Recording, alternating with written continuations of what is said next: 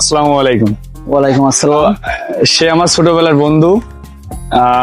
বন্ধু এসেছে হচ্ছে আমাদের পার্শ্ববর্তী এলাকা থেকেই গান্না বাজার, এবং বন্ধুর একটা প্রতিষ্ঠান আছে হাবিবি টুবি ঘর, তাই তো বন্ধু? মসজিদের পাশে বড় মসজিদ গান্না বাজার।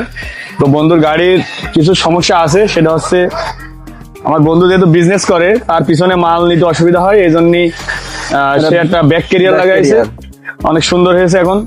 আর এফআই সমস্যা ছিল, এফআই ক্লিনের এটাই ছিল সমস্যা, তাই তো বন্ধু? সমস্যা ছিল।